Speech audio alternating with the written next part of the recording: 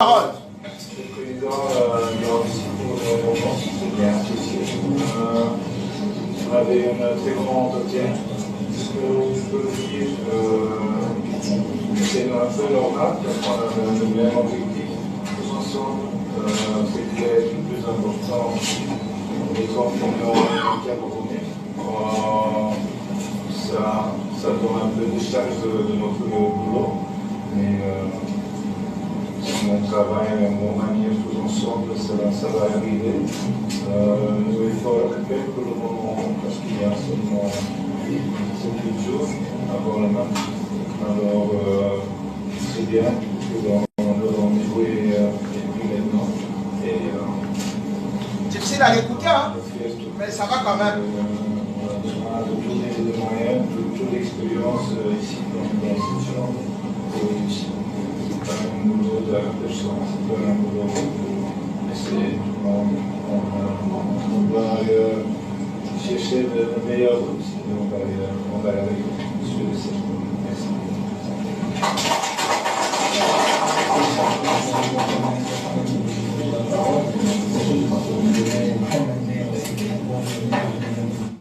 Entraîneur sélectionneur, son staff, chers journalistes, nous regardons ce qu'on fait, verbalisation inutile. Je pense que Monsieur le Président a une très bonne séance de travail avec ses entraîneurs. À bon chrétien, je dirais que le diable a finalement eu honte. Si c'est le diable qui nous a hantés, le diable a eu honte. Hein? Les vertus du sport ont prévalu lors de ce centre de travail, le fair play, l'acceptation de l'autre, le respect d'autrui. Je pense que ces vertus capitales du sport ont prévalu. Donc nous vous remercions d'être venus et nous vous prions de bien vouloir transmettre la bonne nouvelle au peuple camerounais pour qu'au soir du premier match, tout le monde rentre chez lui étant satisfait et content. Le Cameroun est un grand pays de football. Donc, je pense que tous les différents ont été aplanés. Il est maintenant question de faire votre job, de donner la bonne information à qui du droit. Je vous remercie une fois de plus, Monsieur le Président, pour l'accueil chaleureux. Je pense que j'aurai peut-être l'occasion de revenir. Je vais peut-être découvrir au bureau de Madame le vice-président que je n'ai pas vu. Peut-être aussi, j'ai vu Monsieur le secrétaire général de l'équipe. Oui, enchanté, Monsieur le secrétaire général. Donc, je vous remercie infiniment, Monsieur le Président. Merci, cher ami. Que retentisse l'hymne. Donc, on n'a pas beaucoup de temps. Donc, vraiment, il faut déjà se reposer. Et puis, il doit travailler avec d'autres collaborateurs pour la meilleure organisation. Vous savez qu'il manque quelques jours avant que nos valeureux lions n'arrivent. Donc je vous prie vraiment d'être beaucoup plus disciplinés.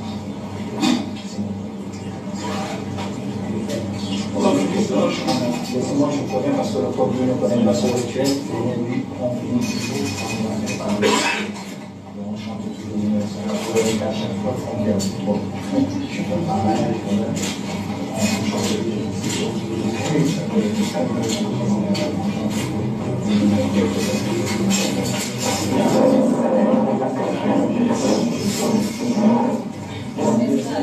Nous allons tous ensemble reprendre notre cher hymne national au Bravo, fier d'être un symbole ardent de foi et d'unité.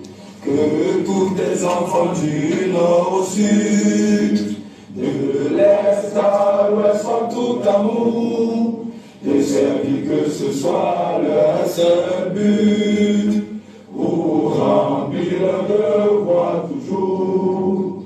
Chère patrie, très chérie, tu es notre seul et vrai bonheur, notre joie et notre vie, à toi l'amour et le grand honneur.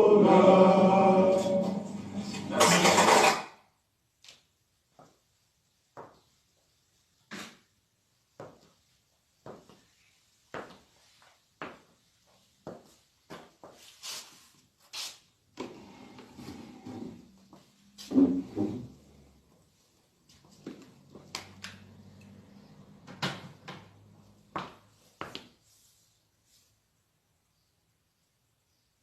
vaut une mauvaise paix qu'une bonne guerre. Aussi, nous avons toujours utilisé cette formule qui nous vient des pairs de la géopolitique internationale pour parfois alerter le régime Biya par rapport même à certains problèmes qui, au Cameroun, ne sont résolus que par la force. Puisqu'on aime bien dire force à la loi. L'État est un monstre froid. Et c'est cet État que beaucoup parfois prennent l'armure pour détruire les autres en se disant qu'ils parlent au nom de l'État, en se disant qu'ils ont la force de l'État, en se disant que quiconque n'est pas d'accord avec eux sera broyé par l'État. C'est la même technique, la même tactique qui a été mise en place pour détruire Samuel Eto'o, qui dans son discours dit qu'il est un homme de conviction et qu'il y tient. L'État, représenté par Mwele Kombi, Ngongo, a donc voulu un passage en force, non seulement avec les hautes instructions, mais surtout en venant même dans la maison d'une fédération, dans les bureaux d'une fédération, dicter aussi là-bas la loi. Cette fois, on a pu constater que ce n'est pas de cette façon qu'on finira par vaincre tous les Camerounais, tous les opposants, qu'on finira par écraser les enfants, la jeunesse, qu'on finira par dire qu'on peut utiliser les moyens de l'État pour les injustices. Le discours de Samuel Eto'o est un discours réconciliateur, de hauteur, parce que dans tous les cas, il faut toujours couper la poire en deux, essayer de faire des concessions et puis de regarder l'intérieur supérieur de l'État tel ce colosse repris tel cher Patrick. Voilà ce que c'est qu'un pays. On peut se discuter, on peut se réconcilier, sans qu'il y ait forcément quelqu'un qui se tape la poitrine, que j'ai gagné, que je suis fort, je représente l'État, j'ai gagné, j'ai fait ceci et cela. Créer des frustrations qui peuvent entraîner des rébellions. Derrière cette réconciliation, elle ne vient pas tout simplement d'être dit, comme certains peuvent vous le dire. Ça vient aussi sur le plan international, par l'attitude de Marc Brice, qui lui également représente une nation, la Belgique, qui est démocratique, où on regarde ce qui se passe à l'étranger. Est-ce que vous n'êtes pas en train d'abuser? Et surtout au moment où, de plus en plus, les Africains sont en train de dire qu'ils ne veulent plus des leçons des Occidentaux. Ce panafricanisme ardent qui est né a trouvé un terreau fertile. Non seulement en Afrique de l'Ouest, où on a pu voir comment les Occidentaux, très sur d'eux, parfois grandiloquents, voire méprisants envers certains du continent et même des dirigeants, ont fini par se rendre compte qu'ils avaient dressé des gens, une jeunesse contre eux, d'où pratiquement le départ du Mali, du Burkina Faso, du Niger et n'ont pas les pieds sur terre actuellement, que ce soit au Sénégal, voire au Tchad, et même partout dans le continent africain. La Belgique, qui entretient des relations avec les pays africains, et particulièrement le Cameroun, qui a donc aussi à ne pas allumer des flammes, s'est aussi mêlé de cette affaire, dans la mesure où le comportement de Marc Brice n'est pas aussi exemplaire.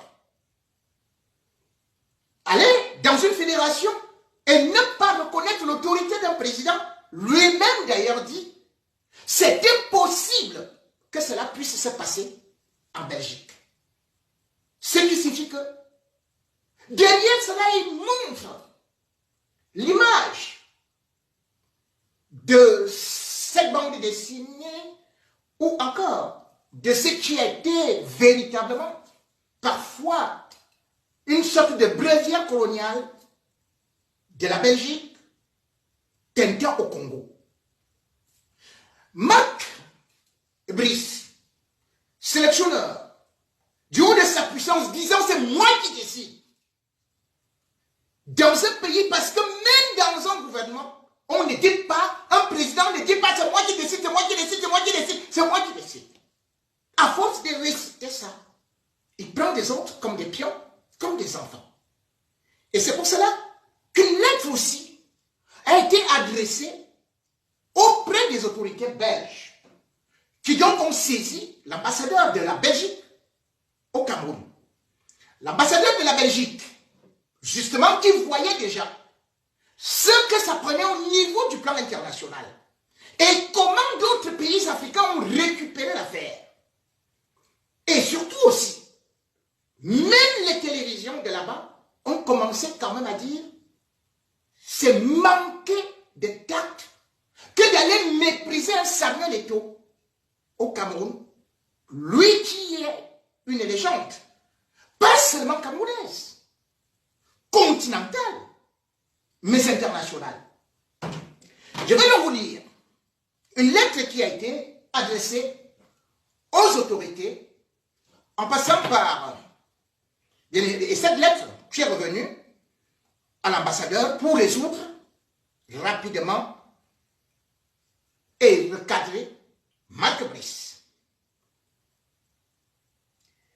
C'est un membre de la CNRL qui écrit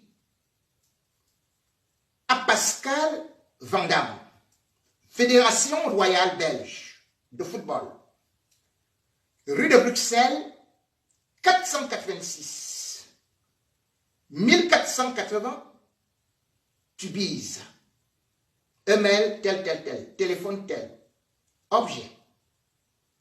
Mauvaise exposition à l'étranger du label belge par l'entraîneur Marc Brice.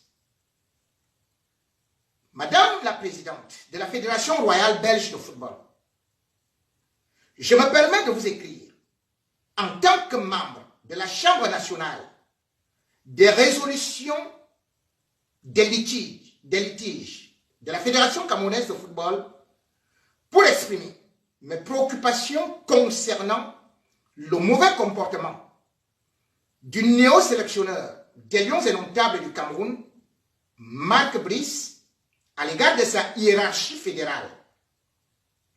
Je rappelle, à toutes fins utiles, que je fais cette note en mon propre nom. Au cours des 2 derniers mois, avril et mai, de cette année en cours, plusieurs incidents m'ont amené à m'interroger sur les méthodes et l'attitude de Marc Brice envers la Fédération camerounaise de football, toutes attitudes que ne saurait avoir l'entraîneur Domenico Tedesco à votre endroit. Voici quelques exemples spécifiques. 1. Le refus de prendre part à la première séance de travail